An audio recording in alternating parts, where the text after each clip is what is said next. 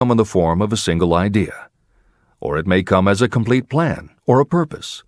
It may even cause you to go back over your past experiences of failure or defeat, and in doing so, it may bring to the surface some lesson by which you can regain all that you lost through defeat. After I had explained to Mr. Darby the power unwittingly used by the little child, he mentally retraced his 30 years as a life insurance salesman. As he did so, it became clear to him that his success was due, in no small degree, to the lesson he had learned from the child. Mr. Darby pointed out, "Every time a prospect tried to bow me out without buying, I saw that child standing there in the old mill, her big eyes glaring in defiance, and I said to myself, I've got to make this sale. The better portion of all sales I have made were made after people had said no." He also recalled his mistake in having stopped only 3 feet from gold. "But," he said, "that experience was a blessing in disguise. It taught me to keep on keeping on, no matter how hard the going may be. A lesson I needed to learn before I could succeed in anything." Mr. Darby's experiences were commonplace and simple enough, yet they held the answer to his destiny in life. In fact, to him the experiences were as important as life itself, and he was able to profit from these 2 important experiences because he analyzed them and found the lesson they taught. But what if you don't see the events of your life as being experiences of such profound significance? And what about the young person who doesn't yet have even minor failures to analyze? Where and how will they learn the art of converting defeats into the stepping stones to opportunity? That is exactly why this book was written, to answer those questions. To convey my answer, I have constructed 13 principles. These principles work individually or together as catalysts. The specific answer that you are looking for may already be in your own mind. Reading these principles may be the catalyst that causes your answer to suddenly come to you as an idea, a plan, or a purpose. One sound idea is all you need to achieve success. These 13 principles contain the best and most practical ways and means of creating ideas. Success consciousness. Before I go any further in the description of these principles, you should know this. When riches begin to come, they come so quickly and in such great abundance that you will wonder where they've been hiding during all those lean years.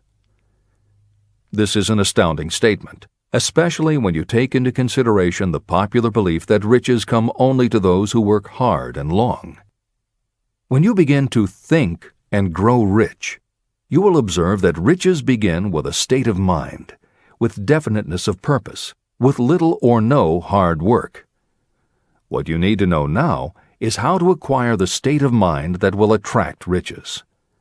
I spent 25 years researching the answer to that question because I, too, wanted to know how wealthy men become that way.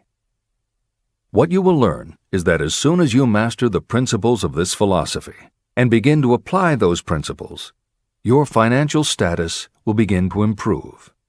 Everything you touch will begin to transmute itself into an asset for your benefit. Impossible? Not at all. One of the main weaknesses the average person suffers is too much familiarity with the word impossible. We know all the rules that will not work. We know all the things that cannot be done.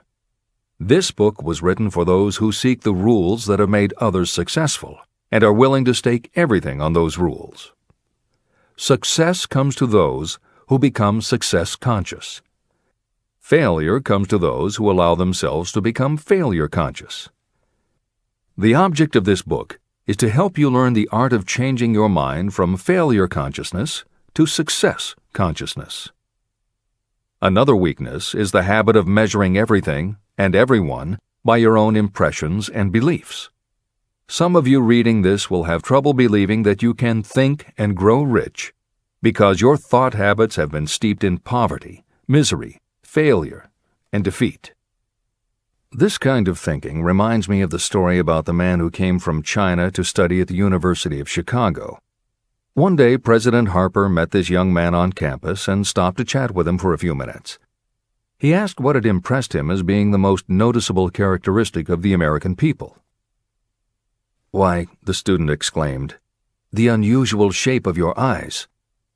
It's all a matter of perspective and habit. The same is true of your belief in what a person can achieve.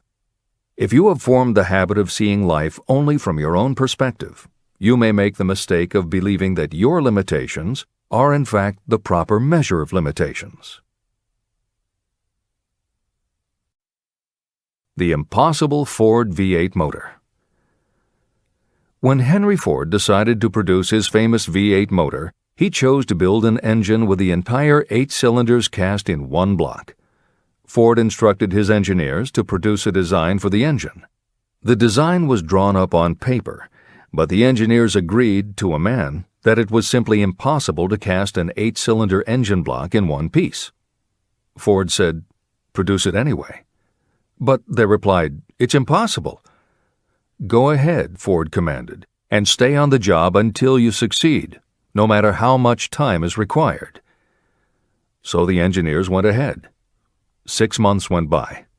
Nothing happened. Another 6 months passed, and still nothing. The engineers tried every conceivable plan to carry out the orders, but the thing seemed out of the question.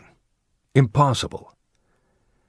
At the end of the year, Ford again checked with his engineers, and again they told him they had found no way to carry out his orders.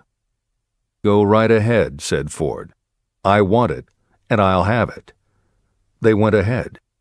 And then, as if by a stroke of magic, the secret was discovered.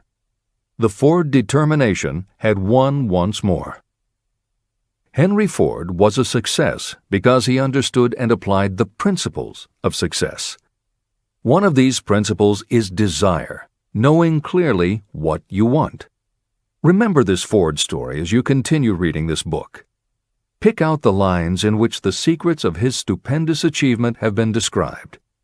If you do this, if you can put your finger on those particular principles that made Henry Ford rich, you may equal his achievements in almost any calling for which you are suited. Editor's comments.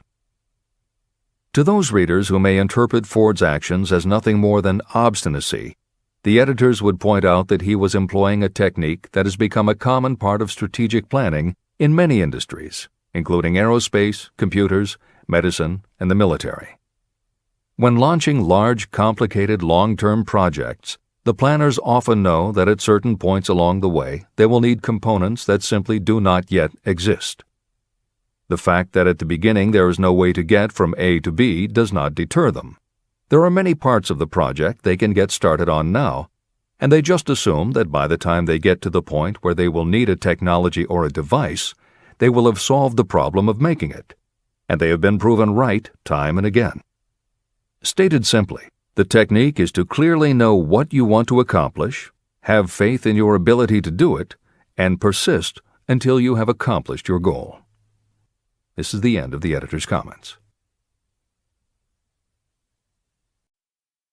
Why you are the master of your fate. When the famed English poet William Henley wrote the prophetic lines, "I am the master of my fate, I am the captain of my soul," he should have informed us that the reason we are the masters of our fate, the captains of our souls, is that we have the power to control our thoughts. He should have told us that it is because in some way our brains become magnetized with the dominating thoughts that we hold in our minds. And it is as though our magnetized minds attract to us the forces, the people, and the circumstances of life that are in sync with our dominating thoughts. He should have told us that before we can accumulate riches in great abundance, we must magnetize our minds with intense desire for riches. That we must become money-conscious until the desire for money drives us to create definite plans for acquiring it. But being a poet, Henley contented himself by stating a great truth in poetic form, leaving those who followed him to interpret the philosophical meaning of his lines. Little by little, the truth has unfolded itself, until I have come to know with certainty that the principles described in this book hold the secret of mastery over our economic fate. Principles that can change your destiny. We are now ready to examine the first of these principles, and as we do, I ask you to maintain a spirit of open-mindedness. Remember as you read that these principles are not my invention, nor are they the invention of any one person. These principles have worked for literally millions of people. You, too, can put them to work for you and your own enduring benefit. You will find it easy, not hard to do. Some years ago, I delivered the commencement address at Salem College in Salem, West Virginia. I emphasized with so much intensity the need to have a burning desire that one of the members of the graduating class became completely convinced and made it a cornerstone of his own philosophy. That young man became a congressman and an important factor in President Franklin D. Roosevelt's administration. He wrote me a letter in which he so clearly stated his opinion of the principle of desire outlined in the next chapter that I have chosen to publish his letter as an introduction to that chapter. It gives you an idea of the rewards to come. My dear Napoleon, my service as a member of Congress having given me an insight into the problems of men and women, I am writing to offer a suggestion which may become helpful to thousands of worthy people. In 1922, you delivered the commencement address at Salem College when I was a member of the graduating class.